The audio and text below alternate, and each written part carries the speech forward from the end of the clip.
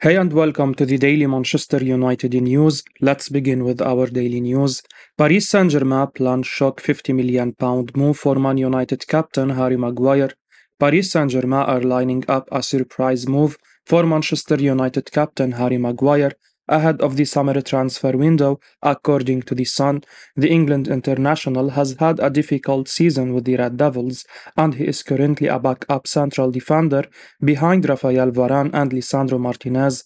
Victor Lindelof and Luke Shaw have also been preferred ahead of him on occasions this term, and it's likely that the 30-year-old will move on during the summer. Serie A giants Inter Milan have been credited with an interest in his services, but the Sun claim that Paris Saint-Germain could make a shock £50 million move for him.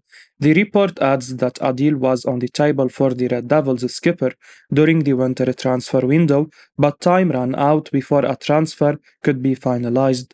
Maguire has been clearly out of favour under manager Ariktanhaag this campaign, and he has been used sparingly from the starting lineup over the past few months. The England star has continued to remain positive over his situation, but he is likely to push for an exit as his lack of minutes could hamper his national team selection. The centre-back is one of the undisputed starters for the Three Lions, but he can't take his place for granted and needs regular minutes to receive future call-ups. Meanwhile, the speculation linking him with Les Parisiens comes as surprise, considering they already have an agreement to sign Milan Skriniar on a free transfer. In our view, the French champions could be looking to overhaul their central defensive options, and the likes of Kimpembe and Ramos could leave. Otherwise, there is no other reason why they would make such a huge outlay on Maguire. If a transfer materializes, it's a win-win situation for both clubs. The Parisiens could assure Maguire with the regular game time he craves for, while United would recoup valuable funds for the purchase of a younger centre-back. Inter Milan's Alessandro Bastoni and Napoli's Kim Min-jae are among players on the club's radar. Ariktanhaag speaks about Bruno Fernandes' performance in win versus Real Betis. Manchester United manager Ariktanhaag praised star man Bruno Fernandes after the win over Real Betis. Fernandes bounced back from a horrible experience at the weekend, which saw pundits on TV and radio tear into him after United's heavy defeat. Ariktanhaag stuck by him and was repaid with a big performance, with Fernandes scoring in the 4-1 victory. The whole team ran to celebrate with Fernandes after his goal, with United running up a healthy first leg lead.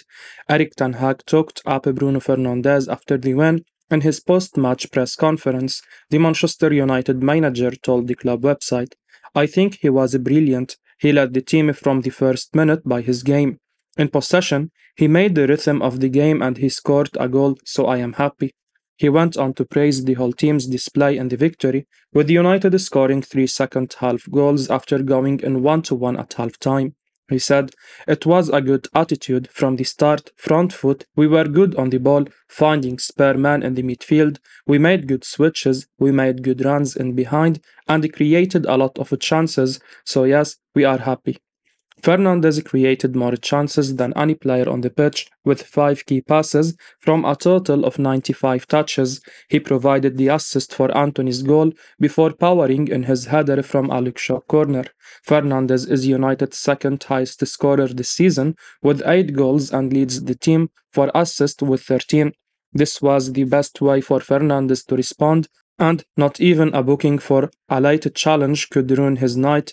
Paul Scholes also talked him up after the game, insisting that he does not want to see him on the wing again, insisting that he should stay in his preferred central role. Paul Scholes comments on David de Gea's passing ability. The demands on a modern goalkeeper expect the man between the sticks to be more than just a shot stopper. It is here where David de Gea's flaws are exposed. The Manchester United #1 can produce excellent saves, but the other areas of his game are below average by the eye test and statics. This almost cost United against Real Betis when his pass straight to the opposition almost led to a goal before half-time, which would have put the visitors 2-1 up. He was bailed out by the woodwork, and fortunately, Manchester United went on to win 4-1. Paul Scholes played alongside David de Gea and was asked about the goalkeeper's kicking after the game on BT Sport.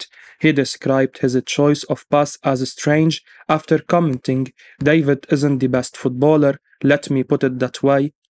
Years ago, this is what you would expect of a goalkeeper, for them to be the worst footballer in possession by a long way. But the modern game has seen stoppers like City's Ederson get involved in playing out from the back and actually being an asset for the team in the passing game.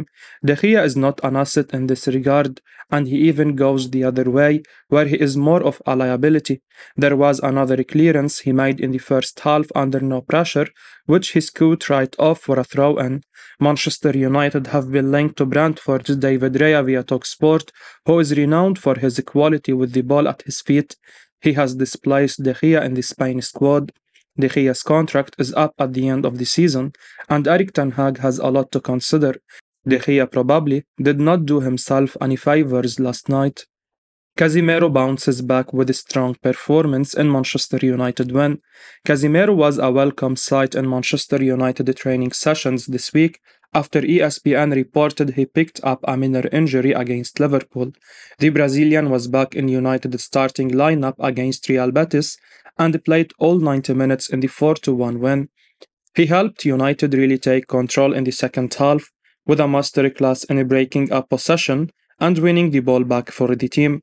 Importantly, Casimiro managed to avoid a yellow card, so will be available for the second leg. Of course, with a 4-1 lead, it might have been a game he could afford to miss. Bookings are only wiped out after the quarter-finals. Casimiro played an important role for United defensively and also was a threat going forward, taking 3 shots at goal and creating 1 chance. He made 16 ball recoveries and 4 interceptions, helping United to break up Betis' attacks. He was perhaps a little too wary of getting booked, not putting in for a single tackle. Real Betis fullback Youssouf Sabaly told us before the game that he was impressed by how Casimiro has fitted in at Old Trafford. He said, "Casimiro has balanced United's game. He contributes defensively and offensively. He balances everything." This was the case last night. Casimiro had 82 touches in comparison to Betis midfielder William Carvalho's 58.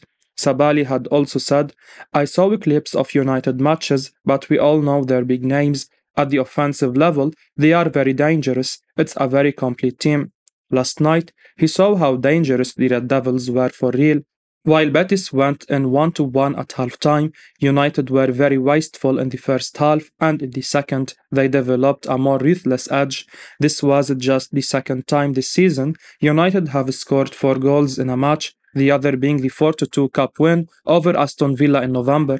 Wan-Bissaka is quickly becoming Ariktanhaag's favourite. Manchester United returned to winning ways last night with a comfortable 4-1 victory over Real Betis in the first leg of their Europa League round of 16 tie. There were plenty of positives nonetheless, and Aaron Wan-Bissaka's half-time entry for Diogo Dalot is something which caught our eye during the game. Wan-Bissaka was largely out of favour under Ten Hag at the beginning of the season. The right-back played just 4 minutes of first-team football before the World Cup.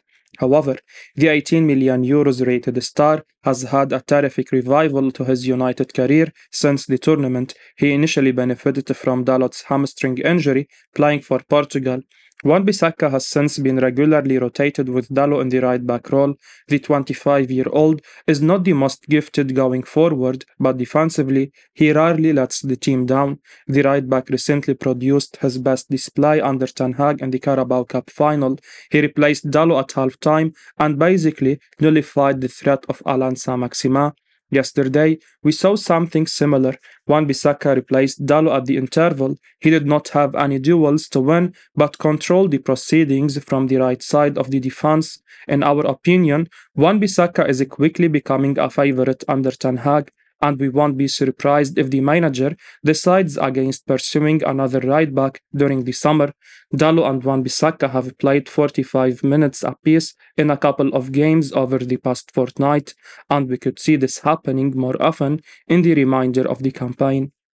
Tireless display against Real Betis shows why Erik Ten Hag loves Wout Weghorst.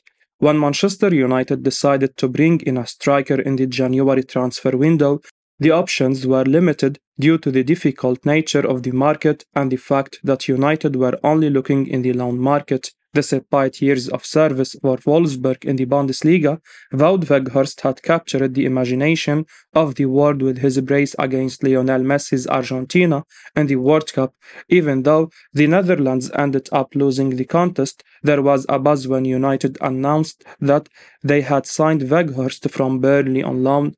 There were many who spoke highly of his effort levels and his will to win, but it was always supposed to be a signing that would give the Red Devils a different dimension in attack and could become a reliable backup plan when needed. But the 30-year-old had to be thrown straight into the mix due to Anthony Martial's persistent injury woes and due to a lack of alternatives. He has stayed there since. It's clear to see that the Dutch international always gives 120% in games, and his drive and determination is contagious. Despite his tall frame, he is quite nimble with the ball and has even excelled in the number 10 role on certain occasions. Fans have taken to him due to the effort he puts in, but a striker can only be judged by the goals he has scored, and Weghorst managed only once since joining. After Sunday's horror show, Mani pointed out how United often play with 10 men due to his ineffectiveness in front of goal. Weghorst gave the perfect riposte to his critics on Thursday as United ran out 4-1 winners over Real Betis in their Europa League round of 16 first leg tie, with Weghorst scoring United's fourth. The outpouring of emotions was there for all to see, with the players joining in to congratulate him. It was an all-round show from the former Besiktas man. He had 3 shots on target and 2 which went narrowly wide, while he also made 2 key passes, and he was relentless in his pressing as usual. He won 6 duels in total, while making 3 tackles and 1 interception. It's very evident why Ten Hag trusts the big man, and if he can start scoring a few, a permanent deal could well be on the cards at the end of the season. Man United entered a race to sign a Chelsea midfielder Mason Mount this summer. Manchester United have entered the race to sign a Chelsea midfielder Mason Mount at the end of the season, according to The Guardian. The Red Devils are eyeing a marquee striker and central midfielder this summer, but they are unlikely to break the bank for both signings. As per The Guardian, United boss Ariktanhaag has the preference to land Tottenham Hotspur's Harry Kane to bolster the club's attack. If a deal materializes for the England star or another marquee striker, it's claimed that the club could pursue a cheaper midfield option. Borussia Dortmund's Jude Bellingham is likely to cost over £100 million, and it's reported that United see Mount as a cheaper alternative. Mount has been a key player for the Blues, with 192 appearances to his name. In this period, he has contributed 33 goals and 37 assists. The 24-year-old has yet to renew his contract expiring next summer, and this could force Chelsea to cash in on him in the next transfer window. The West London Giants may prefer to sell him to a club abroad, but they are unlikely to turn down a lucrative offer from the Red Devils. United have already done business with Chelsea over the past decade with the signings of Juan Mata and Nemanja Matic for affordable fees. Mount is currently valued at £67 million by Transfer Market, but United can be optimistic of landing him for £50 million due to his contract situation. However, the Red Devils won't be alone in the race, with Liverpool also keen admirers. They may need to open talks early this summer to sign him. Mount can play as a central or attacking midfielder. He is a more offensive-minded player, but that would only suit the manager's style of play. The England star has the knack of creating regular chances and could fit in perfectly in the number 8 role for the Red Devils next season. I will be uploading daily Manchester United news, so keep your eyes on the channel and don't forget to like and subscribe. I appreciate your support. Peace out.